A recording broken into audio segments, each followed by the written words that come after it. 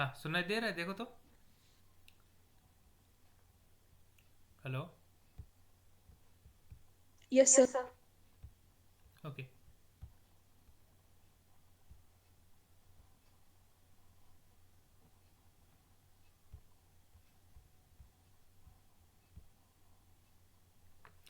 तो मैं क्या बोल रहा था? हम्म एंटीजेनिक डिटर्मिनेंट। तो antigenic determinant, again I am saying, so the whole immunogen molecule is not antigen immunogenic to the host system.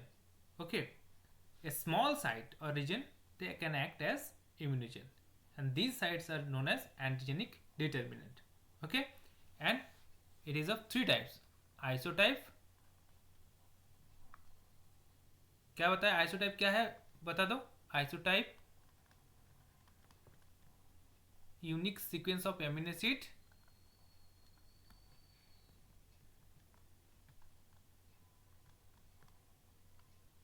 in constant region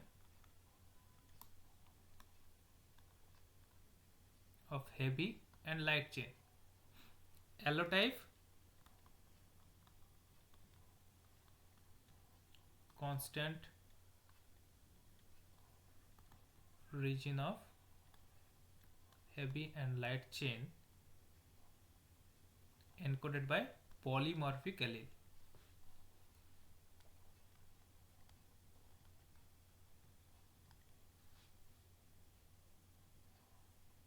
Idiotypic मतलब इसमें चेंज, ये हाइपर वेरिएबल रीजन में एंटीजेनिक डिटरमिनेंट है। Okay, ये सुनो, समझ में आ गया? बोलो।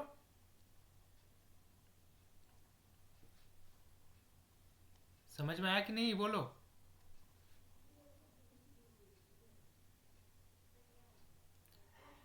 अरे ये सुनो,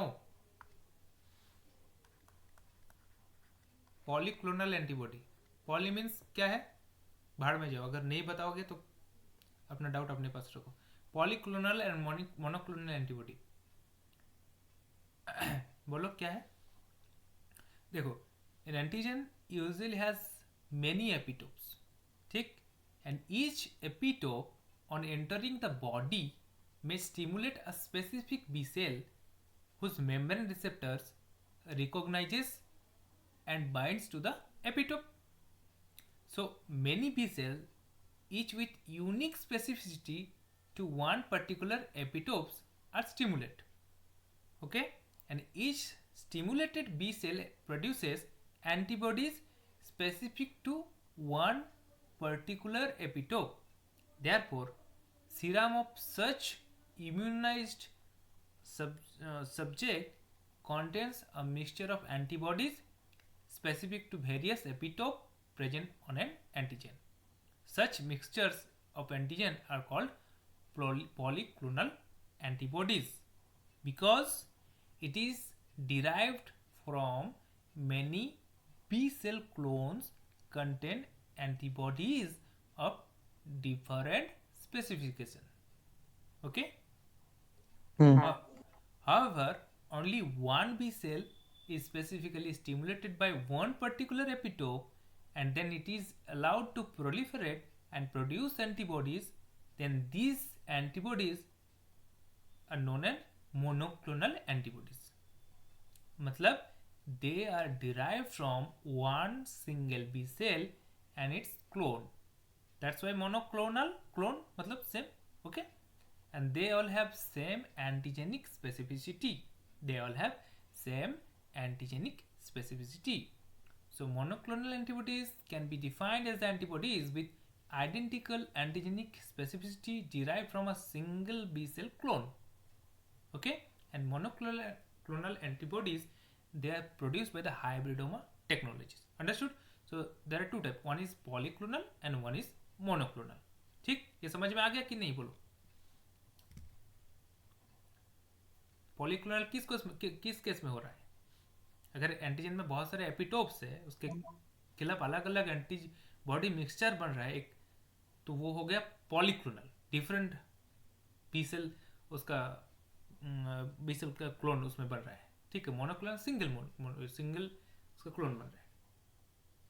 समझ में आ गया कि नहीं, बोलो। ठीक है। Okay, so till now if you are having any kind of problem or any doubt you can ask me. দাদা বলো। বলছি একটা অ্যান্টিজেনের তো অনেক ধরনের এবিটো থাকতে পারে yes वही तो बताया ना। না, তো সেক্ষেত্রে যদি মনোক্লোনাল হয় তা সে মনোক্লোনালটা কাজ করবে তো? মানে যদি মনোক্লোনাল পলিক্লোনাল দুটো দেওয়া হয় তাহলে তো কোনটা বেটার কাজ করবে? क्या तुम अगर इंजेक्ट कर रहे हो पर्टिकुलर एक, मान लो कोई भी एक डिजीज हुआ है, ठीक है, तुम ये तो ट्रीटमेंट के लिए यूज करोगे ना। Polyclonal antibody, monoclonal antibody particular एक डिजीज के लिए बना रहा हो, अंडरस्टूड और नॉट। पॉलीक्लोनल एंटीबॉडी जो है उसका डायग्नोसिस में कोई यूज है क्या? না। नहीं है। डायग्नोसिस मतलब कोई भी डिजीज की तो मोनोक्लोनल एंटीबॉडी वहाँ पे यूज होता है। और मोनोक्लोनल एंटीबॉडी हम अच्छे तरीके से बना भी सकते हैं थ्रू द हाइब्रिडोमा टेक्नोलॉजी। मतलब एक कैंसर सेल होगा उसमें और एक है बी सेल, तो उसका क्या होगा, मिक्सचर होगा। मिक्सचर होने के बाद उसमें केमिकल दिया जाएगा जिसमें कैंसर सेल को क्या होगा, उसके जो प्रोलिफरेशन कैपेबिलिटी कैंसर सेल का वो उसमें से जाएगा, ठीक है। और बहुत सारे वहाँ पे कैंसर सेल भी बनाएगा, वहाँ पे मिक्सचर ऑफ द मतलब हाइब्रिडोमा जो सेल हम लोग बोल रहे हैं, मतलब उसमें कैंसर जो प्रॉपर्टी है वो डाई हो जाएगा और बी सेल भी बनाएगा। देन कल्चर में हम लोग देखेंगे कि बी सेल का नॉर्मल एक लाइफ स्पेन होता है, कैंसर सेल को वहाँ पे रोक दिया जाएगा और हाइब्रिडोमा सेल उसका प्रोलिफरेशन करके हम लोग मोनोक्लोनल एंटीबॉडी वहाँ से बना सकते हैं। तो this we will be discussing this portion later, ठीक है। एलाइजा, रिया, हाइब्रिडोमा टेक्नोलॉजी वो एक अलग सा मैं टेक्नोलॉजी के लिए एक अलग सा क्लास रखा हुआ, ठीक है। So don't worry about that. Now MSc molecular, ये भी अगर बेसिकली इम्यूनोलॉजी का भी बहुत बढ़िया मैंने कहा इसमें, अगर सेमेस्टर के लिए शायद मैं 12-13 तो क्लास इसमें लिया हूँ शायद, हाँ वो उतना ही होगा। कि एमएससी देखो इसके एंटीजन प्रेजेंटेशन और प्रोसेसिंग है एक क्लास के लिए, हाइपर सेंसिटिविटी एक क्लास के लिए, वैक्सीन के लिए एक क्लास है डिफरेंट, तो बहुत सिलेबस है। सो आई थिंक पूरा का पूरा जो सिलेबस है इसके लिए 2 ईयर्स 2 साल, ठीक है। अगर देखो ये पूरा बीएससी का सिलेबस ही है अगर देखा जाए तो, ये सुन नो स्टूडेंट्स, पूरा बीएससी का सिलेबस है, कुछ कुछ पोर्शन तो उसमें भी उससे भी ज़्यादा है। तो वो हम लोग लास्ट अक्टूबर में स्टार्ट हुआ था, राइट। तो अक्टूबर 12 महीना और नवंबर दिसंबर जैन 14 प्लस, तो उसमें हम लोग कंप्लीट चल रहे हैं। দাদা स्टिल वे, हाँ बोलो। বলছি যে ইমিউনোলজি থেকে তো খুব একটা কোশ্চেন আসে না, তো ওই ফটোসিনথেসিস ওই পার্টগুলো করে ভালো হতো না, এই পার্টগুলো। लुक अगर क्वेश्चन वहाँ पे फोटोसिंथ हम मैं तो बोला हूँ कि वो कॉन्सेप्ट वहाँ पे क्वेश्चन आएगा ज़रूर। वो टेक्निक्स पार्ट फोटोसिंथेसिस से जरूर आएगा। लेकिन इसमें मान लो कि एमएससी में उसमें क्वेश्चन पूछ दिया तो क्या होगा, कंप्लीट तो मैं करा दूंगा ज़रूर, डोंट वरी अबाउट दैट।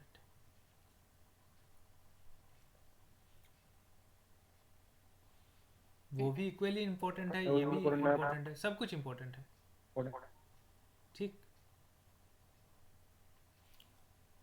तो अभी भी 1 महीना है, कुछ एक्स्ट्रा क्लास ज़रूर लगेंगे और फुल मॉक टेस्ट 2 इसकी पीछे लूँगा, और कोई सेपरेट मॉक टेस्ट नहीं होगा। एक 27 और उसके बाद 12 में है ना, तो गेट एंड जैम दोनों के लिए मैं एक कॉमन मॉक टेस्ट वो होगा 2, तो वो एक 5 सोच रहा हूँ मैं, 5 और एक 27, ठीक है। तो 2 मॉक टेस्ट, उसी बीच एक्स्ट्रा क्लासेस जो भी लगेगा। चलो फिर देखते हैं। ये भी थोड़ा सा मैं इंट्रोडक्शन टाइप का ये दे दूंगा, इतना ज़रूरी नहीं है बहुत, मतलब क्वेश्चन कहाँ से पूछते हैं, ठीक है। सो एमएससी मतलब क्या है, ध्यान से समझो, व्हाट इज एमएससी। यह है मेजर हिस्टोकॉम्पेटिबिलिटी कॉम्प्लेक्स, अंडरस्टूड। तो एक पर्टिकुलर एंटीजन आया है, ठीक है, तो इसको प्रोसेस करना है, प्रोसेस करके प्रेजेंट करना है टी सेल के पास, ये काम करता है एमएससी। ध्यान से ये समझो एमएससी क्या करता है। तो एमएससी जो है मेजर हिस्टोकॉम्पेटिबिलिटी कॉम्प्लेक्स, क्या बताया मैंने, मेजर हिस्टोकॉम्पेटिबिलिटी कॉम्प्लेक्स, ठीक। सो ये क्लस्टर ऑफ जीन है, एक क्लस्टर ऑफ जीन में पाया जाता है, ठीक है। जैसे ऐसे करके जीन है, इसमें ए पार्ट MSC1 MSC2 ऐसे करके वो बनाता है, ठीक। So it act as antigen presenting structures, antigen presenting करते हैं, ठीक है। पॉलीमॉर्फिक है, मतलब जेनेटिकली डाइवर्स है, पॉलीमॉर्फिक मतलब जेनेटिकली डाइवर्स। ह्यूमन क्रोमोसोम में क्रोमोसोम नंबर 6 में पाया जाता है, और HLA complex human leukocyte antigen इसको बोलता है, ठीक। माइस के केस में क्रोमोसोम नंबर 17 में मिलता है, ठीक। जनरली दो नॉन MSC मॉलिक्यूल है, MSC1 एंड MSC2, ठीक। MSC1 and MSC2। MSC1 क्या होता है, देखो मैं जो क्वेश्चन आने वाला है उस पोर्शन से हम लोग क्वेश्चन डिस्कस करेंगे, ठीक है। तो स्ट्रक्चर देखो,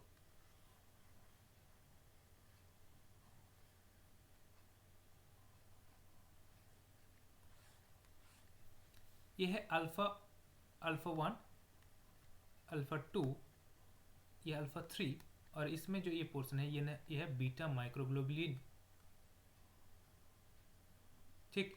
यहाँ पे पेप्टाइड बाइंडिंग डोमेन है, पेप्टाइड यहाँ पे बाइंड करेगा, ठीक। तो ये हो गया alpha 3, it is highly conserved, it interacts with CD8 plus. CD8 मतलब हेल्पर और साइटोटॉक्सिक, तो साइटोटॉक्सिक टी सेल ये MSC1 से इंटरेक्ट करता है, यह से एक MCQ आने वाला है, ठीक। अगर पूछेगा तो यह से, तो बाद में भी स्वाभाविक, बाद में भी एंट्रेंस है ना, तो इम्यूनोलॉजी का क्वेश्चन वहाँ पे पूछेगा, ऐसे नहीं है। तो कोई भी एंट्रेंस में ऐसा नहीं है कि यहाँ से एक क्वेश्चन पूछेगा वहाँ से एक क्वेश्चन पूछेगा, सबके लिए तैयार उस, तो एग्जाम होने के बाद मैं क्या फिर यही तो और आऊँगा, नहीं होगा ऐसे, ठीक है। उसके लिए सेपरेट स्ट्रेटेजी करना होगा। तो ये हो गया MSC1, ठीक। नाउ स्ट्रक्चरल डिफरेंस भी बोल सकते हैं, यहाँ पे क्या बोला, एंटीजन बाइंडिंग डोमेन। दूसरा देखो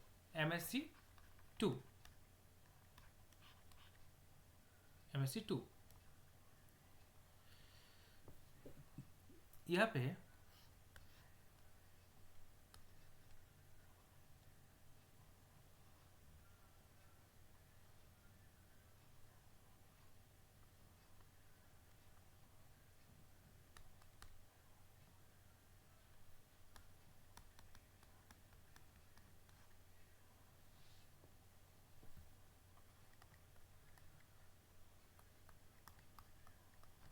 ठीक है, अल्फा 1 अल्फा 2 बीटा 1 बीटा 2, और यहाँ पे ये है पेप्टाइड बाइंडिंग क्लेफ्ट, इस ये पेप्टाइड बाइंडिंग, तो इसमें कोई बीटा माइक्रोग्लोबुलिन नहीं है, यू कैन सी, ठीक।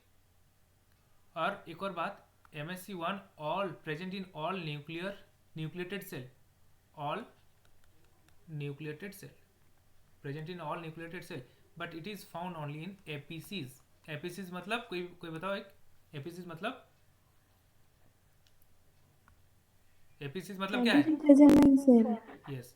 और ये एंडोजेनस एंटीजन प्रोसेस प्रेजेंट करेगा, एंडोजेनस एंटीजन, और ये ठीक है एक्सोजेनस प्रेजेंट करेगा, ओके। तो ये डिफरेंस, और ये इसके साथ किसका इंटरेक्शन होगा, CD4 प्लस, ठीक। TH से MSC1 के साथ किसका, MSC2 के साथ किसका, किसके पास बीटा माइक्रोग्लोबुलिन है, किसके पास नहीं है, ठीक है। तो ये टाइप का क्वेश्चन इससे आने वाले हैं। ओके, सो पेप्टाइड बाइंडिंग डोमेन इसके किस में क्या है, क्लास 2 मॉलिक्यूल में, ये देखो इसके बीच, ठीक। इसमें जनरल साइज इसमें 13 to 18 एमिनो एसिड है, जिसमें वो उसका क्लास 1 मॉलिक्यूल के लिए 8 to 10 एमिनो एसिड था, ठीक। ओके, नेक्स्ट चलो।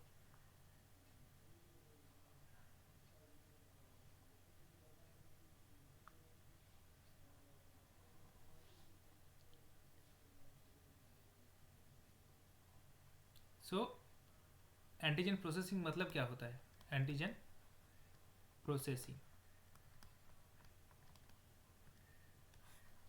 कन्वर्सन ऑफ नेटिव एंटीजन, मतलब लार्ज ग्लोब्यूलर प्रोटीन से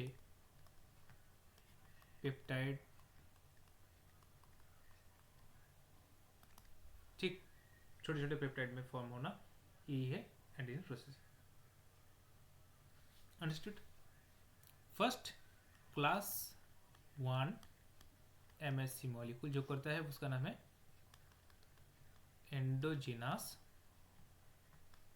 एंटीजेंस, और इस पाथवे का नाम है साइटोसोलिक पाथवे, ठीक।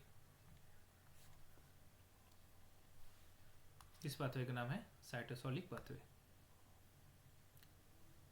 सो इसमें क्या होता है देखो, साइटोटॉक्सिक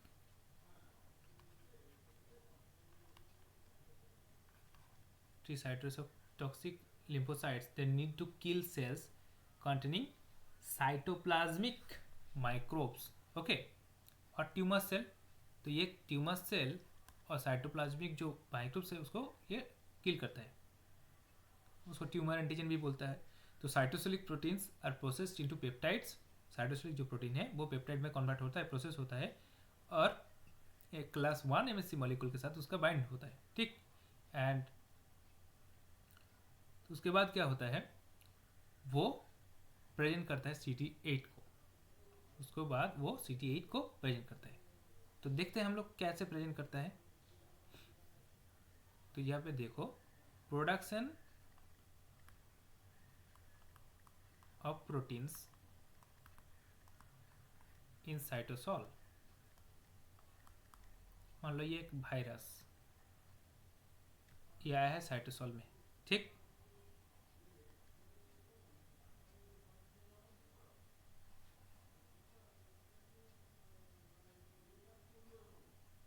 और मान लो यहाँ पे एक आया है मॉलिक्यूल, फैगोसोम बन गया है, ठीक है। कोई भी प्रोटीन भी यहाँ पे आए हैं।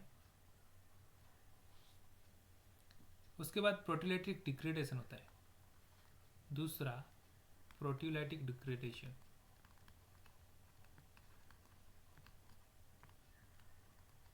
ऑफ प्रोटीन, कैसे, ubiquitin tag, you know that ubiquitinated protein, then proteasome,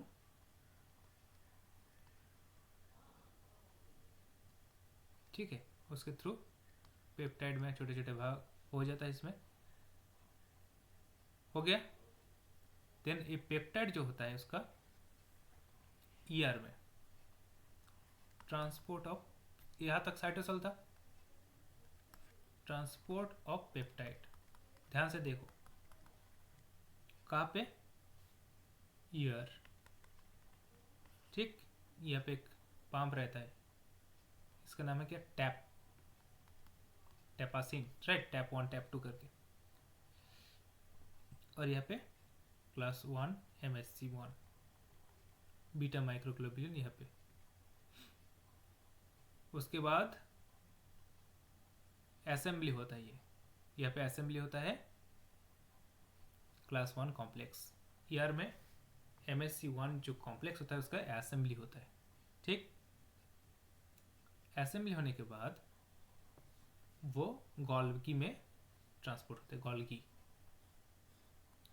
MSC1 plus पे एंटीजन है इसके पास, देन एक्सोसाइटिक वेसिकल फॉर्म होता है और सेल के सरफेस में वो साइटोटॉक्सिक टी सेल जो है उसके रिसेप्टर के थ्रू वो एक्सप्रेस करता है। अंडरस्टूड? समझ में आ गया पूरा प्रोसेस कैसे होता है? तो पहले देखो ध्यान से, मैं एक बार फिर बता रहा हूँ। क्लास 1 MSC मॉलिक्यूल इसका जो है एंडोजेनस एंटीजन, तो एंडोजेनस मतलब साइटोसोल में जो प्रोटीन है, ठीक है, वो पहले आया है इसमें, उसके बाद मतलब जो एंडोजेनसली जो सिंथेसाइज हुआ है, राइट, एंडोजेनसली जो सिंथेसाइज हुआ है। So proteins to be degraded are often covalently linked to small protein called ubiquitin, उसके बाद, ठीक, and ubiquitinating enzyme complex links several ubiquitin molecule to a particular you know that if you recall to a particular lysine amino group near the amino terminus of the protein, और यहाँ पे degradation होता है। तो ये जो central channel बना है ये है प्रोटियोजोम, ठीक। So proteasome is a large cylindrical particles which subunits catalyze cleavage, ठीक है। तो वो हो गया। So peptide generated in the cytosol by the proteasome, they are translocated by TAP. TAP का full form है TAPus transporter associated with antigen processing into the RER by a process that requires ATP. It requires ATP. Okay, and TAP has highest affinity for peptide containing 8 to 10 amino acid. Okay, तो वो 8 to 10 amino acid बन जाता है वो peptide अंत में।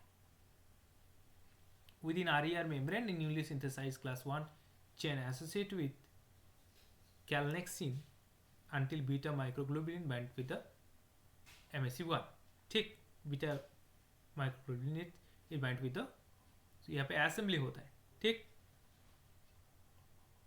So when a peptide delivered by the TAP is bound to the class 1 molecule, folding of MSC class 1 is complete and it is released from the RER and transported through Golgi to the surface of the cell.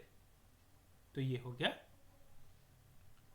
MSC का एंडोसाइटिक pathway. यहाँ पे जो main important phenomena है assembly and stabilisation of class 1 molecule. तो यहाँ पे मतलब initially class 1 MSC जो मॉलिक्यूल उसका अल्फा चेन सेपरेट था, ठीक, और वो बीटा माइक्रोग्लोबुलिन सेपरेट था, वहाँ पे कैलनेक्सिन वो एसोसिएटेड था क्लास 1 चेन के साथ, कैलनेक्सिन करके एक मॉलिक्यूल वो एसोसिएटेड था, ठीक है। कैलनेक्सिन मान लो ये class 1 MSC molecule alpha chain, उसके साथ कौन था? कैलनेक्सिन। जब बीटा माइक्रोग्लोबुलिन यहाँ पे अटैच्ड हो गया वो कैलनेक्सिन बाहर चला गया। हाँ, ये सिंपल सा बात है। और बीटा और ये कैलनेक्सिन जब तक था तब तक वो टैपसिन और कैलरेटिकुलिन ये बाइंड नहीं हो सकता था। तो बीटा ये बाहर गया तब ये बाइंड कर सकता, ठीक। तो उसके बाद बीटा माइक्रोग्लोबुलिन आया और टैप आके यहाँ पे उसके साथ इंटरेक्शन करना स्टार्ट कर दिया, ठीक। तो यही है MSC क्लास 1 पाथवे जिसके हम लोग एंडोसाइटिक पाथवे बोल रहे हैं, ठीक। समझ में आया कि नहीं बोलो स्टूडेंट्स?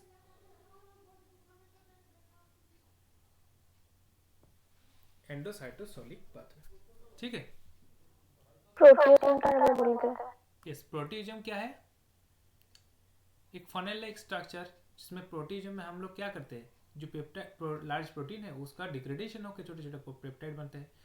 और ये तो पढ़ा चुका हो, तो it is a large cylindrical particle जिसका अलग अलग सब यूनिट्स है वो पेप्टाइड बॉन्ड को क्लीवेज करता है।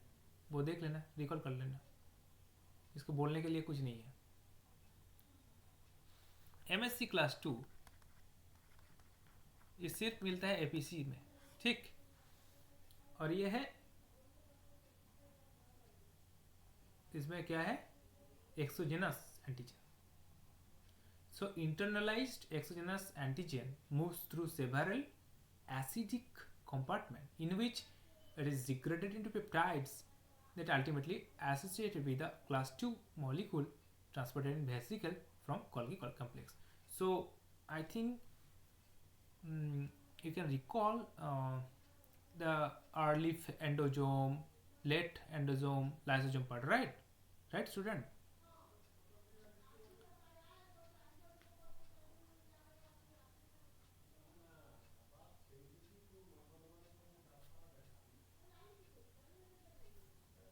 बोलो स्टूडेंट्स।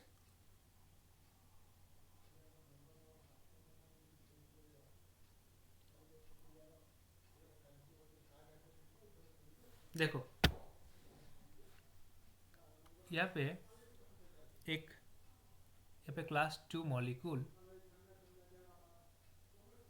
उसके साथ एक है क्या, इनवेरिएंट चेन। क्या है? इनवेरिएंट चेन, वो एसोसिएटेड है। Class 2 MSC alpha and beta bind with the invariant chain, जिसके वो कोई एक्सोजेनस एंटीजन नहीं आ पा रहे अभी तक। ठीक है, एंटीजन।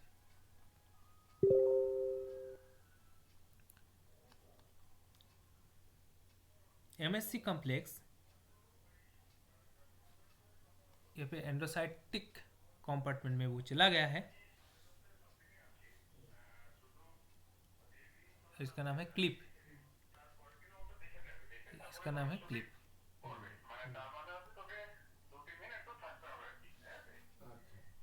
और यहाँ पे क्लिप फ्रेगमेंट जो है वो डिग्रेड हो जाएगा।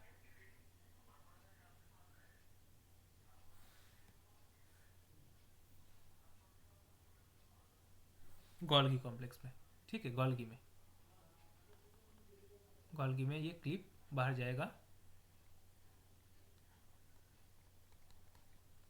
और एक्सोजेनस एंटीजन MSC2 मॉलिक्यूल के साथ वो बाइंड कर लेगा। ठीक है, फिर वो एक्सोजेनस एंटीजन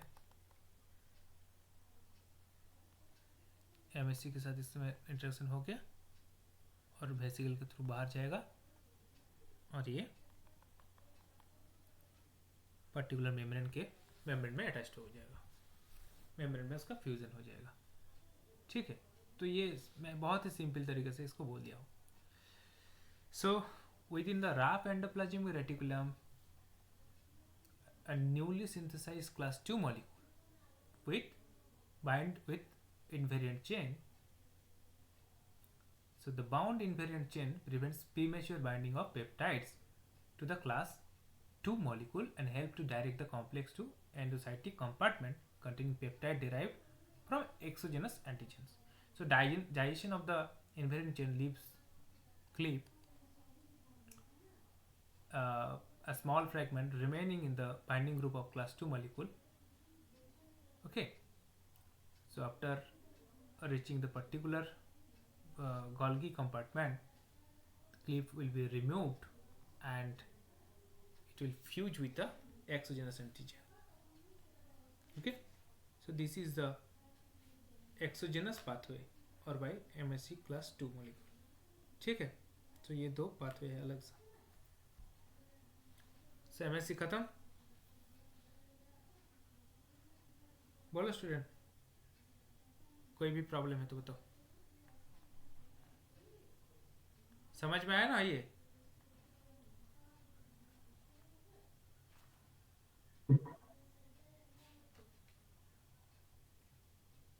समझ में आया? ये बोलो।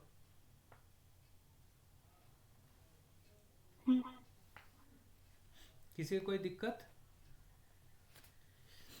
प्रणब कुमार का जो बुक है ये, हाँ, এই ক্লাস 2 তে যে এক্সোজেনাস পাথওয়ে ওটা এটা हम लोग क्या এই ক্লাস 2 এর ক্লিপ, हाँ क्लिप, वो इनवेरिएंट जो चेन है ना, ठीक है। हेलो, सुनाई दे रहा है? हाँ। क्लास 2 में तो क्या हो रहा है देखो,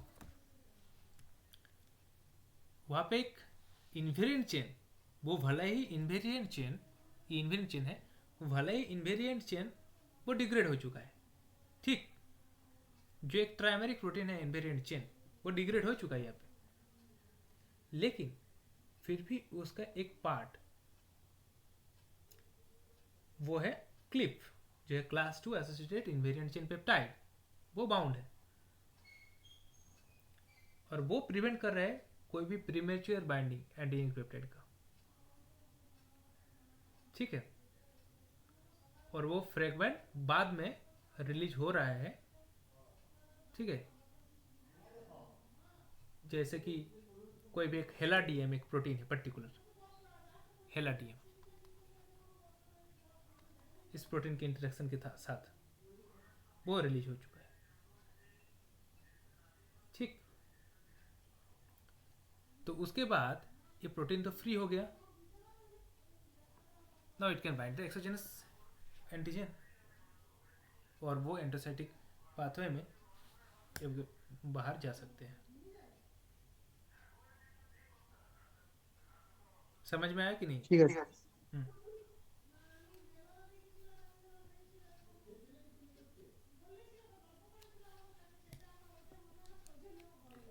बोलो स्टूडेंट्स, आई थिंक और हाइपर सेंसिटिविटी आई स्टार्ट करो कि नेक्स्ट दिन बोलो?